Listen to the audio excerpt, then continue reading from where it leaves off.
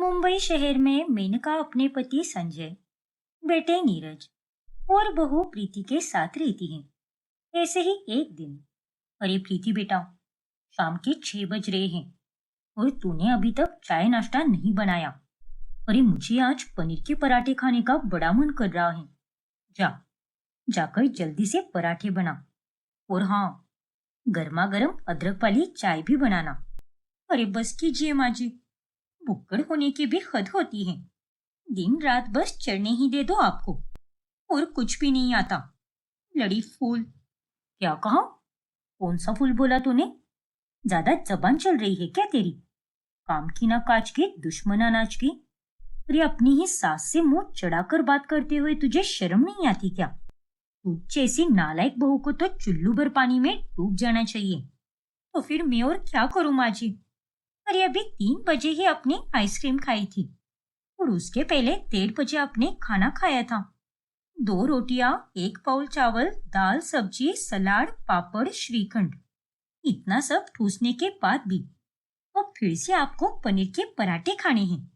अरे मुझे तो आपने रोबोट समझ के रखा है, लेकिन मैं भी आपकी तरह इंसान ही हूँ माँ जी। अरे चुप रे, तू इंसान नहीं भूतनी है, भूतनी।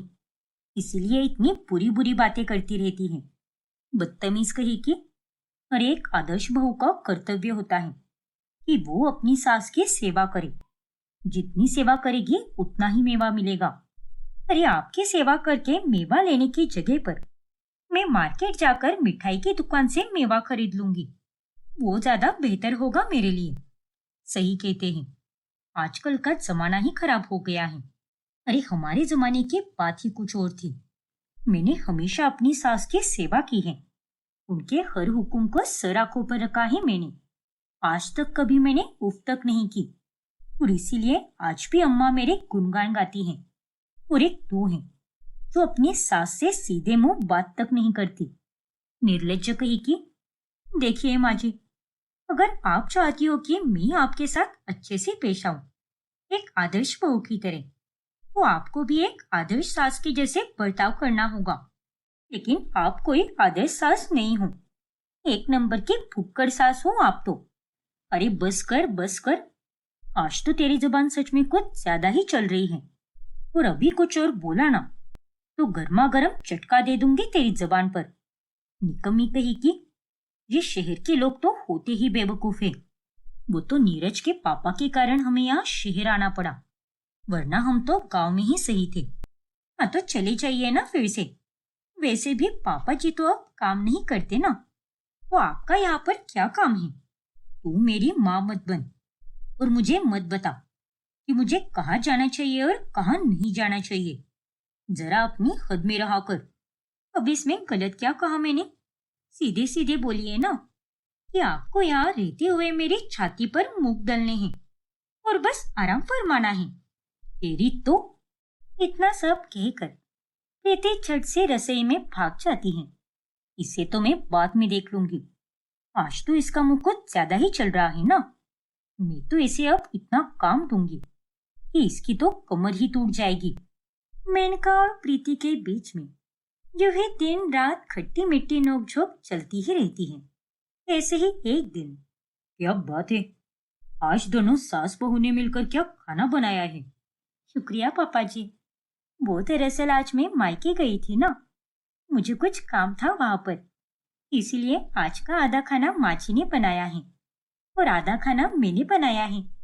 अच्छा, वैसे ये दाल तो एकदम कमाल की बनी है। ऐसी दाल तो मैंने जीवन में कभी नहीं खाई। सच में मैंने कहा, इसे खाकर तो मेरा दिल खुश हो गया। अरे नहीं पापा जी, ये दाल माँ जी ने नहीं, मैंने बनाई है। क्या? वही मैं सोचूं कि मेनिका ने पहली बार इतना बेहतरीन खाना कैसे बना दिया। अरे तू क्या दांत निकाल रही है? और आपकी हिम्मत कैसी हुई ऐसा कहने की? मैंने इससे पहले कभी इतना अच्छा खाना नहीं बनाया क्या? ऐसी बात नहीं है मैंने कहा, तुम्हारे हाथ का खाना मैंने बहुत कम ही खाया है, तो अब क्या ही बताऊं मैं। क्या कहा? ये क्या माँ जी, आपने ही तो कहा था ना कि आप सबसे अच्छा खाना बनाती हो और गांव में आपके ससुराल में सब आपकी तारीफों के पुल बांधते हैं। तो यहाँ पर पापा जी ऐसे क्यों कह रहे हैं?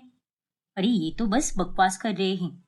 जब से हमारी शादी हुई है तब से लेकर आज तक घर में सिर्फ खाना मैं ही बना रही हूँ और हर दिन मैंने बढ़िया से बढ़िया खाना बनाया है और ये तो बस मेरी टांग खिंचाई कर रहे हैं। इन्हें मुझे गुस्से में देखकर बड़ा मजा आता है ना, लेकिन एक दिन यही मजा मैं अच्छे से निकालूंगी। अरे सॉरी मैंने कहा, तुम ऐसे भड़को मत ना।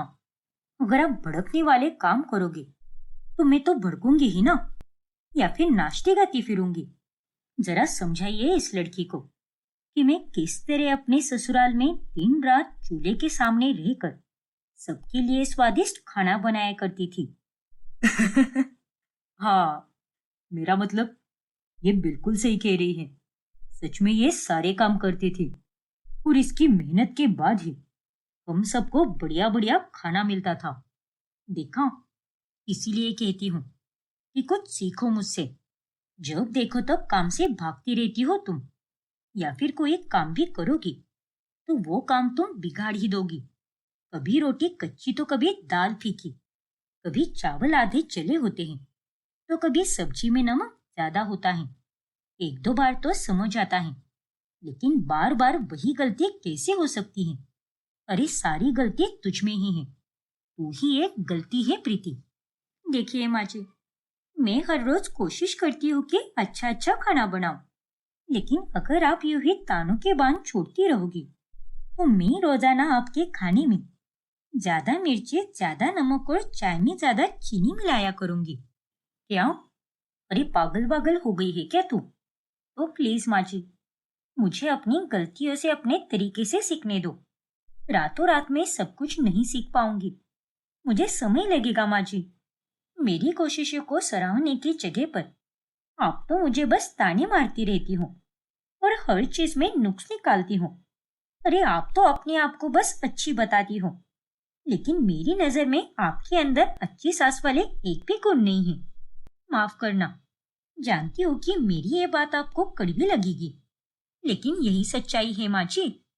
हाँ तो तुझ में भी अच्छी बहू बनने के एक भी गुण नहीं है। और क्या कोशिशें कर रही है रे तू? बस अपनी सास से बदतमीजी करना आता है तुझे। अरे मैंने अपनी सास के चरण धोकर पानी पिया है, इसीलिए आज भी मेरी सास मेरा नाम निकालती है। पूरे गांव में सब मुझे बहुत प्यार देते हैं, सम्मान देते हैं मुझे, क्योंकि मैंने हमेशा अपने ससुराल के लिए बहुत किया है। खुद से पहले अपने ससुराल को देखा, लेकिन तू क्या करती है? तू तो खुद को पहले और अपने ससुराल को बाद में रखने वालों में से है। हाँ तो उसमें क्या बुराई है?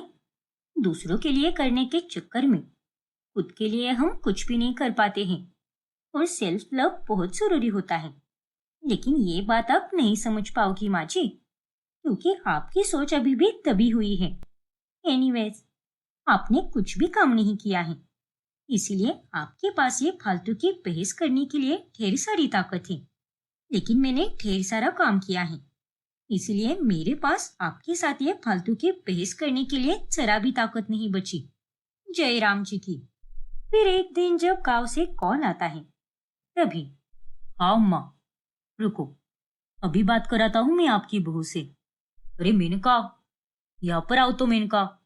जिमी नहीं आ रही, मुझे अभी आराम करना है। अरे अम्मा, दरअसल वो बाथरूम में है, बाद में बात कर लेगी आपसे। हाँ अम्मा, आप भी अपना ख्याल रखना। राधे राधे। अरे माँ जी, ये तो अम्मा का कॉल था ना, तो आपने उनसे बात क्यों नहीं की? दरअसल मैंने अभी आधे घंटे पहले ही अम्मा से बात कर ली है, वो भी 1 घंटे तक बतिया रहे थे हम दोनों। अच्छा, ऐसी बात है क्या? लेकिन पापा जी, आपने अम्मा से झूठ क्यों कहा कि माँ जी अभी बाथरूम गई हुई है? आप उन्हें साफ साफ कह देते ना कि माँ जी अभी आराम कर रही है। दरअसल वो, अरे बोल दिया होगा हड़बड़ी में इन्होंने, लेकिन तुझे इतनी पंचायत क्यों पड़ी है? हम दोनों सास बहू के रिश्ते में खोट क्यों निकाल रही है तू? अरे तू सोच भी नहीं सकती, ऐसा रिश्ता था हमारा और आज भी है। हम दोनों सगी माँ बेटी से भी ज्यादा प्यार करते हैं एक दूसरे से। क्यों नीरज के पापा? हाँ प्रीति, मिनका सच कह रही है, इन दोनों में तो बहुत प्यार है।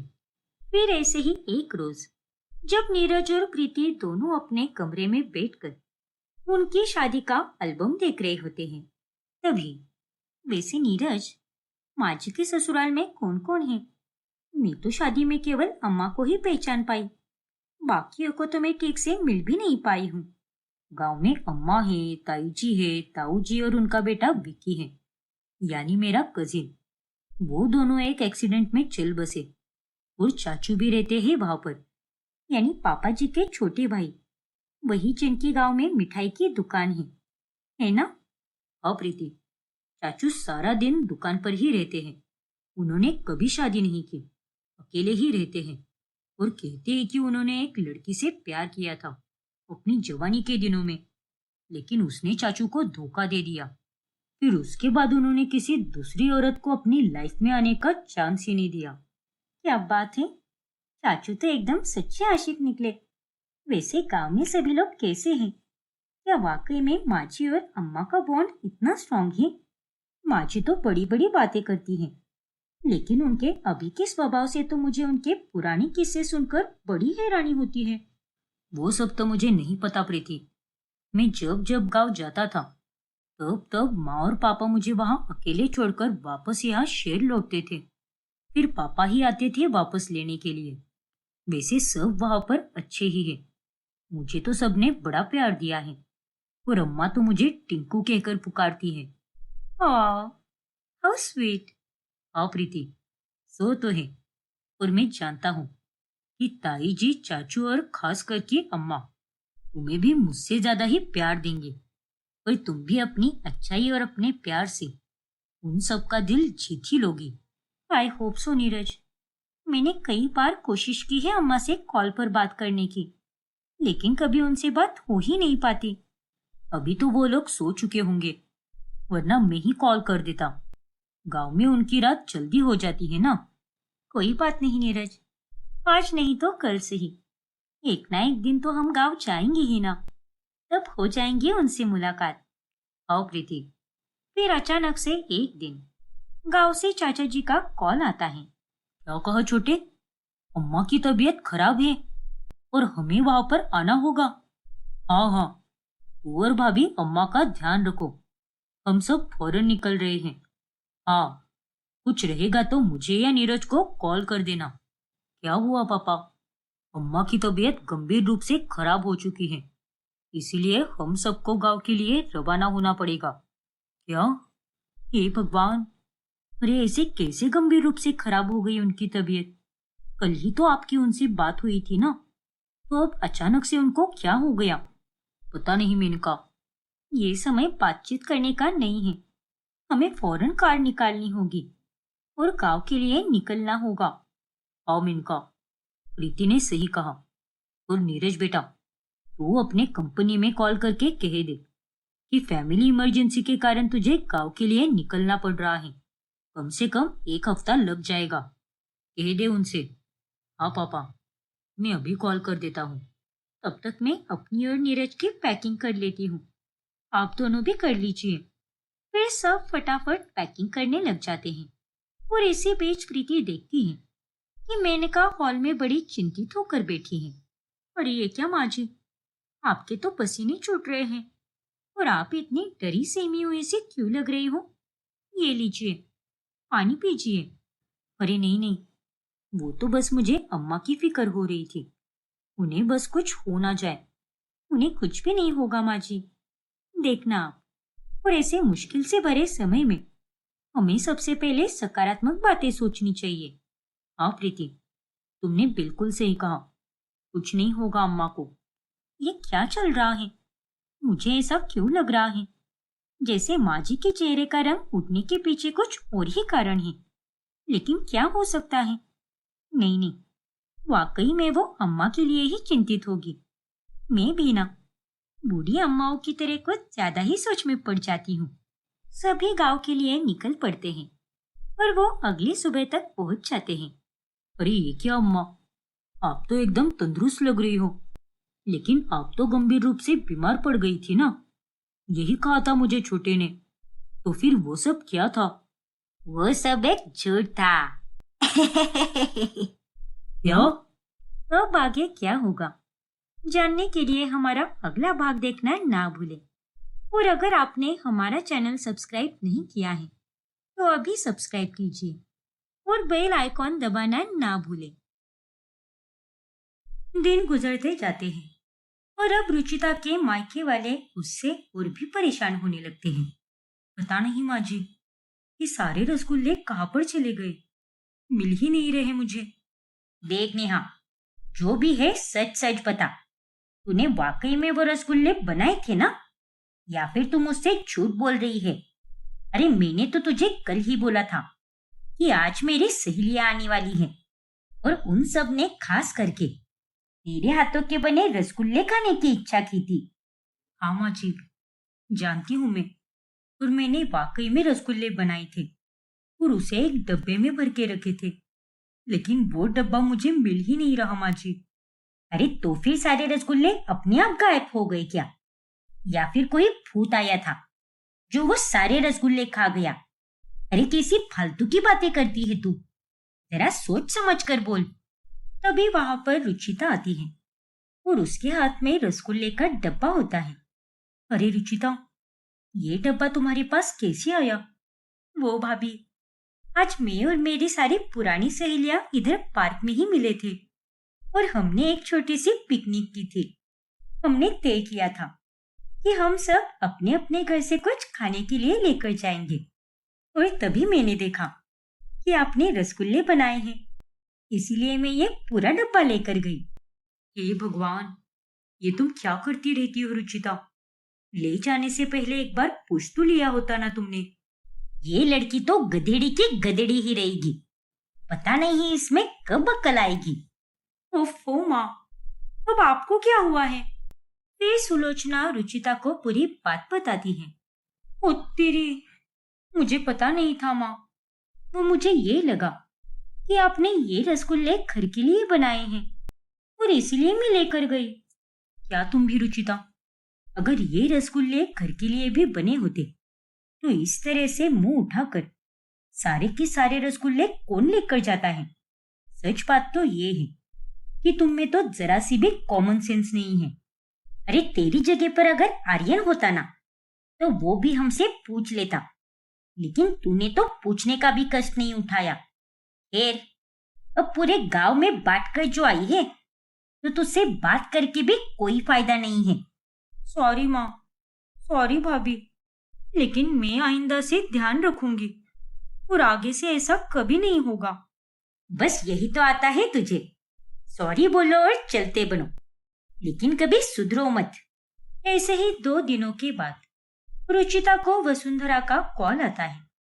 हे भगवान, उस दिन तो बड़ी मुश्किल से पीछा छूटा था इस पुड़िया से मेरा, और अब ये फिर से कान खाने के लिए मुझे कॉल कर रही है। खैर, कॉल तो उठाना ही पड़ेगा, वरना अगर यहाँ पर माँ आ गई तो वो फिर से मेरी बैंड बजा देगी। हाँ माँ जी, बोलिए ना। हाँ हाँ, सब ठीक, अभी खाना खाया मैंने, आपने खाया कि नहीं? हाँ बहू, मेरा भी खाना हो गया है। वैसे मैं ये सोच रही थी कि कुछ दिनों के लिए मैं शहर ही रहने चली आती हूँ। क्या? मेरा मतलब, क्या कह रही हो आप माँ जी? ये तो आपने बहुत बढ़िया विचार किया है। हाँ बहू, अब यहाँ के तो सारे काम ठीक से हो रहे हैं और इसके चलते तेरे बाबूजी और मैं दोनों निश्चिंत होकर शहर आ सकते हैं। उसी बहाने तेरे और मुन्ना के साथ भी अच्छा सा समय बिता पाएंगे। गांव में रहकर तो तुम दोनों की बहुत याद आती है। मैं समझ सकती हूँ माँ जी, लेकिन अब यहाँ की हालत भी इतने ठीक नहीं है, इसलिए मैं तो यही कहूंगी कि आप और बाबूजी सीधे तभी आ जाना जब यश अपनी बिजनेस ट्रिप से लौटेगा। हालात ठीक नहीं है, मतलब घर में तो सब ठीक है ना बहू? नहीं ना माँ जी, वो दरअसल मेरी माँ की तबीयत ठीक नहीं है और भाभी को भी ऊपर से आर्यन के एग्जाम और फिर बाकी कामों का भी बोझ हो रहा है, इसीलिए इस वक्त मेरा यहाँ पर रुकना बहुत जरूरी है माँ जी। आई होप कि आप मेरी बात समझ रही हो। अरे हाँ बहू, बिल्कुल समझ सकती हूँ, लेकिन यूं अचानक से सुलोचना बहन को क्या हो गया? वो 2 दिन पहले उन्होंने बाहर का खाना खा लिया था और तब से उन्हें उल्टी, बुखार, पेट दर्द सब होने लगा है। फिर हमने माँ का ब्लड टेस्ट करवाया और तभी पता चला हमें कि उनके पेट में इन्फेक्शन हो गया है। हे राम! लेकिन सुलोचना बहन तो बाहर का खाने के एकदम खिलाफ थी ना, तो फिर अचानक से उन्होंने बाहर का कैसे खा लिया? खैर, वो जो भी हो, तू अपनी माँ और अपने पूरे परिवार का ध्यान रख। मैं तुझे बाद में फोन करूंगी, ठीक है ना बहू? हाँ माँ जी, आप भी अपना और बाबूजी का ध्यान रखिएगा। फिर बाद में जब रुचिता हॉल में टीवी देख रही होती है, तभी ये देखो, 5 साल की बच्ची बनकर टीवी पर कार्टून देख रही है। हाँ, तो उसमें क्या हुआ माँ? मुझे तो आज भी कार्टून देखना बहुत पसंद है। अरे चुप बैठ और छोड़ ये सब और जाकर छत की सफाई कर। क्या माँ? बारिश के मौसम में छत की सफाई कौन करता है भला? अरे जब बारिश आएगी तब अपने आप सब धुल जाएगा। अरे वो बारिश जब आएगी तब देखा जाएगा। अब हम उसका इंतजार तो नहीं कर सकते ना, इसीलिए जाकर तो छत की सफाई कर। नहीं माँ, कल मैं सारा दिन घूम ही रही थी और जिस कारण मेरे पैर में बड़ा दर्द हो रहा है। प्लीज माँ, मुझे यहाँ बैठकर थोड़ी देर आराम करने दो ना। अरे और कितना आराम करेगी तू? चल ठीक है, तुझे कहीं जाने का कष्ट नहीं लेना है ना, तो फिर तू एक काम कर, ये सबके धुले हुए कपड़े हैं, तो तू इन्हें घड़ी करके रख दे। क्या? इतने सारे कपड़े? अरे घर में तो हम बस 5 ही लोग हैं, तो ये इतने सारे कपड़े कैसे हो गए माँ? अब है तो है, पर अब ये मत कहना कि अब तेरे हाथों में भी दर्द हो रहा है। 1 घंटा भी लगाएगी ना तो भी चलेगा, आराम से घड़ी करके रख दे। ठीक है माँ। अब रुचिता के पास उन कपड़ों को घड़ी करने के अलावा और कोई ऑप्शन ही नहीं होता, और अब इसी तरह सुलोचना और नेहा किसी ना किसी तरह रुचिता से काम करवाने लगती हैं। फिर एक दिन, हाँ यार, और तुझे पता है, मेरे पास वो पिंक वाली हुडी थी और वो भी मैंने उसे दे दी, लेकिन फिर भी उसने मुझे रिटर्न में कुछ भी नहीं दिया। बहुत बुरी थी वो, पता नहीं कहाँ चली गई। इसे तो कोई काम ही नहीं है, दिन भर बस अपनी सहेलियों के साथ फोन पर फालतू की बकवास करने दे दो इसे, और कुछ भी नहीं आता। अभी इसे काम पर लगाती हूँ। अरे रुचिता, जरा सुनो तो। हाँ बोलो ना भाभी, क्या हुआ? दरअसल मेरा ना बहुत सारा काम बाकी है और कल आर्यन की मैथ्स टेस्ट भी है, तो तुम प्लीज उसे पढ़ा दो ना। आज तो उसकी ट्यूशन टीचर भी नहीं आई है, 2 दिन के लिए वो बाहर गाँव गई है, इसीलिए तुमसे कह रही हूँ। अच्छा, ऐसी बात है क्या? चलो ठीक है, मैं पढ़ा दूंगी आर्यन को। आप टेंशन फ्री रहिए और अपना काम निपटा लीजिए। ठीक है रुचिता, तुम्हारा बहुत शुक्रिया। अरे कोई बात नहीं भाभी। अब रुचिता आर्यन को पढ़ाने जाती है। चलो आर्यन, अब मैंने तुम्हें पूरा चैप्टर समझा दिया है, तो अब तुम कर लो अपनी तरफ से। ओके बुआ। अरे किधर भागी जा रही है तू? यहीं पर बैठ। पर माँ, मैंने तो इसे समझा दिया है ना, तो ये खुद से कर लेगा ना। समझा दिया मतलब? अरे ये क्या कोई 10वीं कक्षा में पढ़ने वाला लड़का है क्या?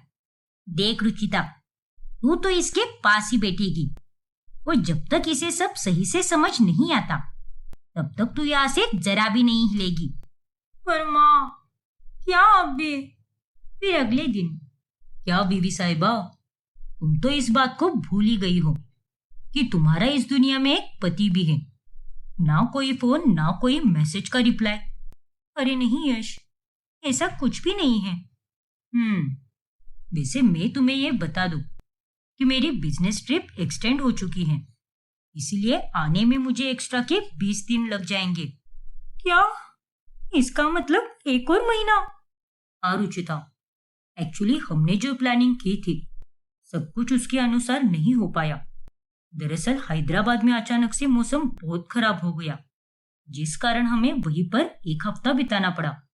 अच्छा, ऐसी बात है क्या? ठीक है यश, तुम बस अपना ध्यान रखो। हाँ रुचिता, तुम भी अपना ध्यान रखो। वैसे मैं तो कहता हूँ कि तुम गाँव ही चली जाओ ना। माँ और बाबूजी भी कह रहे थे कि उन्हें शहर आने की बहुत इच्छा है, तो तुम ही चली जाओ ना वहां पर। फिर जब मैं वापस आऊंगा तब मैं सीधे गांव ही आ जाऊंगा। फिर हम सब साथ मिलकर शहर आएंगे। अरे नहीं यश, मैं तो अब कहीं भी नहीं जा पाऊंगी। मुझे तो यहाँ मायके में ही रहना पड़ेगा। लेकिन क्यों रुचिता, अब और कितने दिन रुकोगी वहां पर? और इतने दिन भी कोई मायके में रहता है क्या? ऐसी बात नहीं है यश। वो दरअसल माँ की तबीयत अभी तक ठीक नहीं हुई है, इसीलिए मेरा यहाँ पर रुकना बहुत जरूरी है। माँ जी की तबीयत ठीक नहीं है, लेकिन क्या हुआ है उन्हें? फिर रुचिता यश को वही झूठ कहती है जो उसने वसुंधरा को कहा होता है। अरे बाप रे, ये तुम क्या कह रही हो? और अब कैसी है माँ जी? आराम तो है ना? हाँ बाबा, अब पहले से काफी आराम है, पर फिर भी डॉक्टर ने कंप्लीट बेड रेस्ट करने के लिए कहा है। एक काम करो, माँ जी को फोन दे दो, मैं उनसे बात करना चाहता हूँ। अरे इतना सब कुछ हो गया और तुमने तो मुझे कुछ भी नहीं बताया। अरे नहीं यश, वो माँ अभी ज्यादातर सोती ही रहती है। वो क्या है ना, दवाई के असर के कारण उन्हें बहुत नींद आती है, तो वो जब भी उठेगी तब मैं खुद ही तुम्हें कॉल कर दूंगी। लेकिन तुम उन्हें कॉल मत करना हो। अच्छा ठीक है बाबा, वो जो भी हो, बस ध्यान रखो माँ जी का। और कुछ भी रहे तो मुझे कॉल करना, फिर चाहे मैं कहीं भी रहूं, मैं तुम्हारा कॉल जरूर उठाऊंगा। ठीक है यश, चलो अब मैं रखती हूँ। आर्यन को ट्यूशन छोड़ने जाना है मुझे। इतना कहकर रुचिता कॉल कट कर देती है। चलो, ये तो अच्छा हुआ कि यश और भी लेट आ रहा है। इसी बहाने मैं यहाँ पर और दिन रुक पाऊंगी। वरना एक बार अगर मैं अपने ससुराल चली गई तो वहां पर वो दोनों बूढ़ा बूढ़ी भी आ जाएंगे और फिर मुझे दिन रात नौकरानी बनकर उनकी सेवा करनी पड़ेगी। तभी वहां पर सुलोचना आती है। अरे पगला गई है क्या? ये अकेले में क्या बड़बड़ा रही है तू? नहीं तो माँ, मैं तो बस कुछ वो याद कर रही थी। अच्छा, अब चल मेरे साथ मार्केट चल तू। मुझे सब्जी और थोड़ा बहुत घर का सामान भी लेना है। हाँ तो आप अकेली ही चली जाओ ना माँ, वहां पर मैं आपके साथ आकर क्या करूंगी भला? ठेला पकड़ेगी तू? क्या? हाँ, क्योंकि आज मेरा हाथ बहुत दर्द कर रहा है और आज तो मुझे ढेर सारा सामान भी लाना है। सेल जो लगी है मार्केट में, इसीलिए तुझे मेरे साथ तो चलना ही होगा। फिर सुलोचना रुचिता को अपने साथ लेकर जाती है और वो वहां पर ढेर सारे थैले पकड़ती है, जिस कारण रुचिता की मानो हालत ही खराब हो जाती है। अब रुचिता को उस घर में मानो कोई भाव ही नहीं देता, क्योंकि सब एक प्रकार से उससे ऊब चुके थे। फिर एक दिन, अरे ये क्या, आप सब तो यहाँ पर मस्त कचौरियाँ और आइसक्रीम खा रहे हो, ऊपर से मैच भी देख रहे हो। खाना कौन खाएगा फिर? और भाभी, खाना लगा दो ना मेरे लिए, मुझे बहुत भूख लगी है। हम सब ने तो खाना खा लिया है रुचिता, अब तुम रसोई में जाकर खुद ही ले लो अपना खाना। और हाँ, लाल वाले बाउल में जो चटनी रखी है उसे मत लेना। वो चटनी मुझे कल आर्यन और राजीव को टिफिन में देनी है। वो सब तो ठीक है भाभी, लेकिन आप सब ने मुझे बुलाया क्यों नहीं खाने पर? अकेले अकेले ही खा लिया सारा खाना। हाँ हाँ, अब यही काम रह गया है हमारा, रोज रोज तुझे खाने के लिए आवाज लगाते रहे। अरे तुझे अच्छे से पता है कि हम किस वक्त खाना खाते हैं, लेकिन तू तो अपनी फोन में ही घुसी रहती है और अपनी सहेलियों के साथ गप्पे मारती रहती है। लेकिन माँ, अरे बस भी करो अब रुचिता, मुझे शांति से मैच देखने दो। फिर रुचिता चुपचाप अपना खाना लेकर वापस अपने कमरे में चली जाती है। बड़े अजीब लोग हैं। खैर, मुझे क्या करना है? मुझे तो बस काम के प्रेशर से राहत चाहिए। वैसे यहाँ रहते हुए मुझे थोड़ी बहुत दिक्कतें तो आ रही हैं। यहाँ के तौर तरीके, छोटे मोटे काम, रोक टोक, लेकिन कोई बात नहीं। वहां ससुराल जाकर काम करने से अच्छा तो यहाँ पर रहना है, और एक बार के लिए तो मैं ये सब सह भी लूंगी। लेकिन ससुराल जाकर अपनी सास ससुर की सेवा कभी नहीं करूंगी।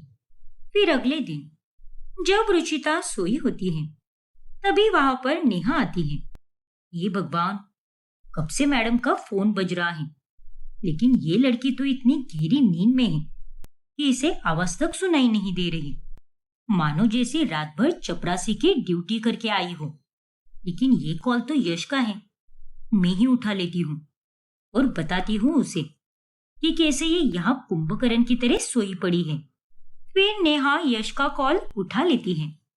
अब बोलो यश, कैसे हो तुम? अरे भाभी, मैं एकदम बढ़िया हूँ। आप कैसे हो? मैं भी एकदम बढ़िया हूँ। वो एक्चुअली तुम्हारी बीवी सो रही है, इसीलिए मैंने ही उठा लिया कॉल।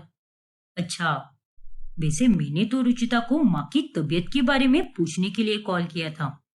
अब कैसी है उनकी तबीयत? माँ जी की तबीयत? मतलब माँ तो एकदम ठीक है। क्या?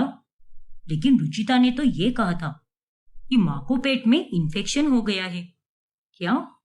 नहीं तो ऐसा कुछ भी नहीं हुआ है यश। ये आप क्या कह रही हो भाभी? इसका मतलब रुचिता ने मुझसे झूठ कहा। लेकिन उसने ऐसा क्यों किया? यश भी अब काफी हैरान रह जाता है। अब आगे क्या होगा जानने के लिए हमारा अगला भाग देखना ना भूलें। और अगर आपने हमारा चैनल सब्सक्राइब नहीं किया है तो अभी सब्सक्राइब कीजिए और बेल आइकॉन दबाना ना भूलें। क्या हुआ बहू? अरे तेरे इतने पसीने क्यों छूट रहे हैं? लगता है बुढ़िया ने कुछ सुना नहीं। चलो अच्छी बात है। वो माँ जी, हमारे कमरे का एसी थोड़ा खराब हो गया है ना, इसलिए अर्नव बाहर गया है, क्योंकि मैं गर्मी में सो ही नहीं पाती। हे भगवान, इस मनहूस एसी को भी अभी खराब होना था क्या? तभी अर्नव वहां पर आ जाता है। मैंने उस पहचान वाले आदमी से बात कर ली है, लेकिन वो कह रहा है कि वो नहीं आ पाएगा क्योंकि वो दूसरे गांव गया है। क्या? हाँ मिश्का, और अब इतनी रात को हमें कोई और एसी रिपेयर करने वाला नहीं मिलने वाला। हे भगवान, अब क्या करें? अरे एक काम करो ना, अगर बहू को गर्मी में नींद नहीं आती तो तुम दोनों मेरे और तेजेंद्र के कमरे में सो जाओ और हम दोनों एक रात के लिए इस कमरे में सो जाते हैं। क्या? हाँ बेटा, और तू कल एसी ठीक करा देना। अब क्या कर सकते हैं, बहू पहले से ही पिछले एक हफ्ते से ठीक से सोई नहीं होगी, इसलिए जाओ हमारे कमरे में जाकर सो जाओ। ठीक है मम्मी, अगर आप इतना कह रही हो तो हम आपके और पापा के कमरे में सो जाते हैं। चलो मिश्का। नहीं मिश्का, तुझे अपने ससुराल वालों के नजरों में एकदम सर्वगुण संपन्न बनना है, इसलिए तू वहां पर नहीं जा सकती। अरे नहीं अर्नव, हम यहीं पर सोएंगे। अरे लेकिन क्यों बहू? अरे माँ जी, मुझे यहाँ पर सोने में कोई दिक्कत नहीं है, इसलिए आप अपने कमरे में ही सो जाओ। अच्छा ठीक है फिर। सच में बहुत प्यारी बहू मिली है मुझे तो। चलो अब दोनों आराम से सो जाओ। शुभ रात्रि। फिर वो दोनों अपने कमरे में ही सो जाते हैं। फिर एक रोज मिश्का की ननंद रोली उसे खरीदारी करने के लिए एक मार्केट लेकर जाती है। अरे रोली, ये कैसी जगह है? यहाँ तो कोई मॉल भी नजर नहीं आ रहा। अरे भाभी, यही तो वो जगह है जहाँ पर हम खरीदारी करने आए हैं, चंपक नगर। यहाँ रास्ते पर ही ऐसे स्टॉल लगे होते हैं जिनमें सुंदर सुंदर कपड़े मिलते हैं। चलो आज हम दोनों जम के खरीदारी करेंगे। क्या? मिश्का को बहुत गुस्सा आता है, लेकिन वो अपने गुस्से पर काबू रखती है। वाह, ये वाली कुर्ती तो मुझ पर कितनी जचेगी ना। और रोली, क्या हुआ भाभी, आप भी लो ना कुछ। ये देखो, ये वाली पर्स कितनी खूबसूरत है। दिखने में तो एकदम महंगी लग रही है, लेकिन सिर्फ 150 रुपए की है। अरे नहीं मिश्का, मैं यहाँ से कुछ भी नहीं लेने वाली।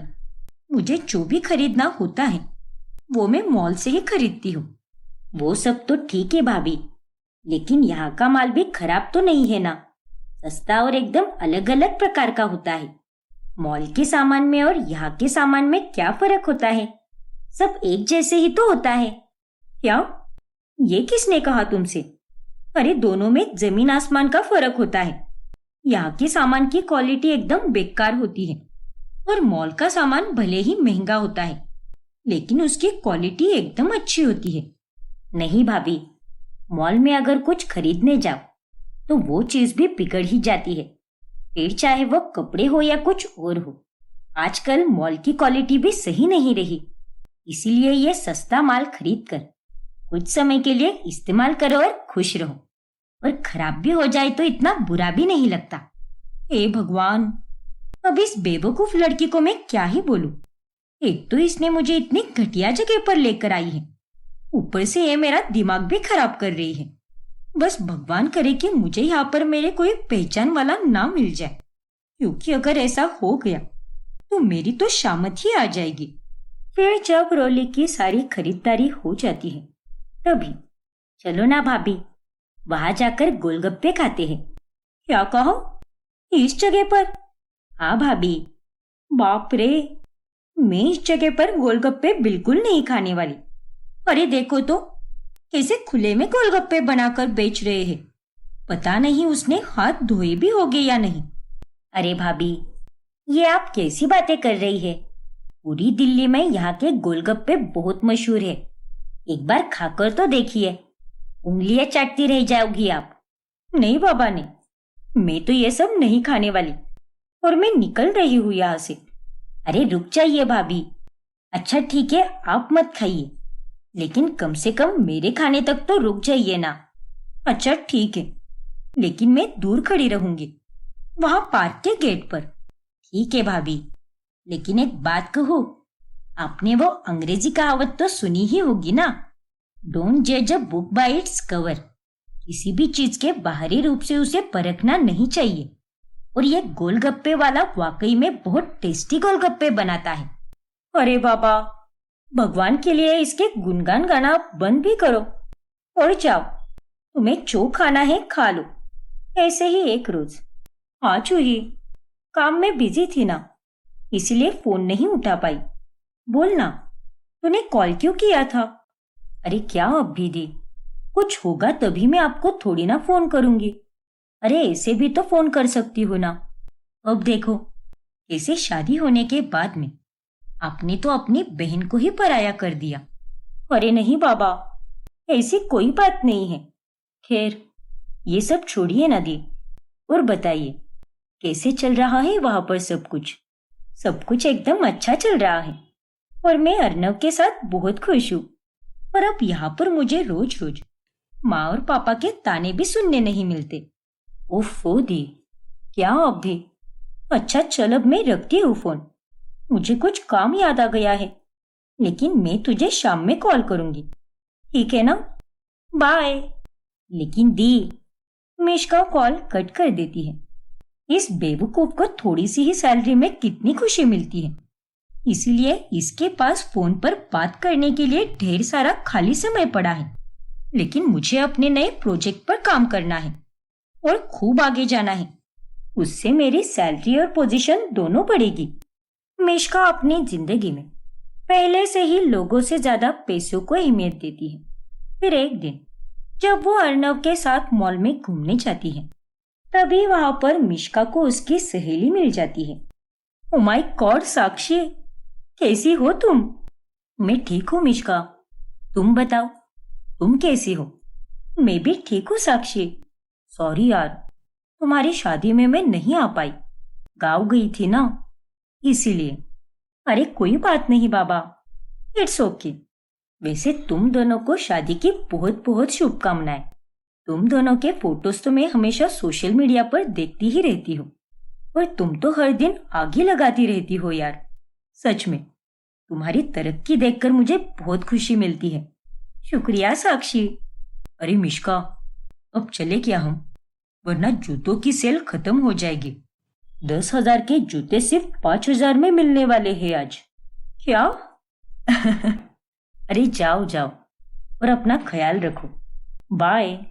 ठीक है साक्षी, बाय। फिर साक्षी के जाने के बाद मिश्का अर्नव पर बहुत गुस्सा हो जाती है। अर्नव, तुम्हारी अक्ल क्या घास चढ़ने गई है क्या?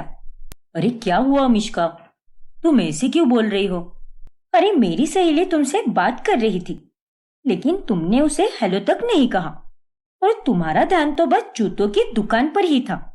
ऐसे कौन करता है भला? अरे तो फिर उसने भी तो मुझसे कोई बात नहीं की ना। अरे तुम तो पूरा टाइम दूसरी तरफ ही देख रहे थे, तो वो तुमसे क्या बात करती? ऊपर से उसके सामने पागलों की तरह बोल रहे थे कि जल्दी चलो वरना सेल खत्म हो जाएगी। अरे मैं सोशल मीडिया पर अपनी जिंदगी को एकदम हाई क्लास अंदाज में दिखाती हूँ, लेकिन अब वो क्या सोचेगी कि ये एकदम हाई फाई है, लेकिन इसका पति तो सेल के जूते खरीदता है। ओफो मिश्का, अब उसमें कौन सी बड़ी बात है? और सेल के जूते खराब थोड़ी ना होते हैं। और ऊपर से तुम्हारी एक ही सहेली ने सुना है ना, तो उतना तो चल जाता है। नहीं चलता अर्नव, अब वो जाकर मेरी बाकी सहेलियों को बताएगी। देखो अर्नव, अगर तुम्हें इसी तरह से मेरी इज्जत की धज्जियां उड़ानी है, तो अगली बार से मेरे साथ कहीं आने की कोई जरूरत नहीं है। लेकिन मिश्का, इतना कहकर मिश्का वहां से चली जाती है और अर्नव अपना सर पकड़ लेता है। फिर ऐसे ही एक दिन, अरे बहू, आज तो तेरी छुट्टी है ना? हाँ माँ जी। तो मेरे पास एक काम है, तो उसे कर देना। वो पड़ोस की माधुरी काकी है ना, वो जरा गाँव गई है, अचानक से जाना पड़ा उसे, लेकिन वो कल आ जाएगी। और अब उनके घर पर दोनों बाप बेटे अकेले ही हैं, इसीलिए तू जाकर वहां पर थोड़ा बहुत काम कर ले, जैसे झाड़ू मारना, खाना बनाना, बस इतना ही। ये सब तो कर देगी क्या? माधुरी काकी ने हमारे लिए बहुत कुछ किया है, इसीलिए उनके लिए करना हमारा भी फर्ज बनता है ना। क्या? ये आप क्या कह रही हो? अरे बहू, तू चिल्ला क्यों रही है? ओफो मिश्का, अपने गुस्से को काबू में रख। पता नहीं इस अर्णव के प्यार में मुझे और कितने पापड़ बेलने पड़ेंगे। अरे माँ जी, मैं इसीलिए चिल्ला रही हूँ क्योंकि आप मुझसे पूछ रही हो। मैं आपकी बहू हूँ, तो मुझे पूछने की क्या जरूरत है? आप फिक्र मत कीजिए, मैं माधुरी काकी के घर जाकर जो भी काम हो वो कर दूंगी। वैसे भी आज के दिन मैं खाली ही बैठी हूँ। क्या बात है बहू, तू कितनी अच्छी और समझदार है। लेकिन आजकल की लड़कियों में ऐसे गुण पाना बहुत मुश्किल है। फिर मिश्का को ना चाहकर भी अपने घमंड और गुस्से को छोड़कर माधुरी काकी के घर जाकर काम करना ही पड़ता है। फिर एक दिन सुवर्णा और जूही मिश्का को उसके ससुराल में मिलने आती हैं। और तभी, क्या ये आप क्या कह रही हो उज्ज्वला बहन? हाँ सुवर्णा बहन, आपकी बेटी जैसी लड़की मैंने आज तक नहीं देखी। इसका स्वभाव इतना अच्छा है कि बस पूछिए मत। हमारी हर बात सुनती है, इसी काम में आनाकानी भी नहीं करती। और तो और, एक बार तो इसने मेरे कहने पर मेरी पड़ोसन के घर जाकर भी काम किया। आजकल की लड़कियां अपने ससुराल का ही काम करे तो बहुत है, लेकिन सच में उसने तो मेरा उस दिन दिल ही जीत लिया। अरे वाह, बहुत खूब मिश्का बेटा। अरे दी, ये पराठे आपने बनाए हैं? हाँ जूही। क्यों, अच्छे नहीं बने क्या? अरे नहीं दी, ये तो बहुत ही टेस्टी बने हैं। थैंक यू जूही। मिश्का का ये बदला हुआ स्वभाव देखकर जूही और सुवर्णा एकदम खुश हो जाते हैं। फिर बाद में जब मिश्का उन दोनों को घर के बाहर छोड़ने जाती है, तभी, मिश्का बेटा, मुझे लगा नहीं था कि तू अपने ससुराल आकर इतनी सुधर जाएगी, लेकिन जो भी हुआ अच्छा ही हुआ। ऐसे ही खुश रहना बेटा। अरे माँ, ऐसा कुछ भी नहीं है, मैं तो बस ये नाटक कर रही हूँ। क्या? हाँ माँ, अपने पति के लिए ये सब सहन करना पड़ रहा है मुझे, वरना मैं किसी की गुलामी कर ही नहीं सकती। हे भगवान, तो कभी नहीं सुधर सकती। मिश्का की बातें सुनकर सुवर्णा और जूही अब हैरान हो जाती है और मिश्का अंदर चली जाती है। अरे माँ, आप इतना परेशान मत होइए, नाटक ही सही, लेकिन देखना, इस नाटक के जरिए दी कब सुधर जाएगी यह आपको पता भी नहीं चलेगा। हाँ जूही, बस ऐसा ही हो। वही मैं सोच रही थी कि ये चमत्कार अचानक से कैसे हुआ। ऐसे ही एक रात खाना बनाने के बाद में अरे बहू, तू कल काम पर मत जाना। क्या? हाँ बहू, अब देख, त्योहार आने वाले हैं और ऐसे में घर की साफ सफाई होना भी जरूरी है ना। इसलिए कल तू काम को छुट्टी लेकर घर की सारी साफ सफाई कर दे। अरे लेकिन माँ जी। और हाँ बहू, मुझे पता है कि कल सफाई पूरी नहीं होगी, लेकिन उसके बाद रविवार को जब तेरी फिर से छुट्टी होगी ना, उस दिन तू बाकी की सफाई कर देना और ऐसे करके ही पूरा घर चकाचक हो जाएगा। अरे बस कीजिए माँ जी, मैं जहाँ पर काम करती हूँ वो कंपनी मेरे पिताजी की नहीं है कि जब मन किया तब अचानक से ऐन वक्त पर मैं छुट्टी ले लूं। और मैं कोई छुट्टी वुट्टी नहीं लेने वाली। और अगर घर की सफाई ही करनी है तो आप 2 दिन के लिए किसी बाई को बुला लो ना, मैं उसे पैसे दे दूंगी और मैं आपकी हर बात मानती हूँ। इसका मतलब ये नहीं कि आप उसका फायदा उठाती जाओ। क्या? पहली बार मिश्का का इतना गुस्सा देखकर उज्ज्वला एकदम चौंक जाती है। तो अब आगे क्या होगा जानने के लिए हमारा अगला भाग देखना ना भूलें। और अगर आपने हमारा चैनल सब्सक्राइब नहीं किया है तो अभी सब्सक्राइब कीजिए और बेल आइकॉन दबाना ना भूलें।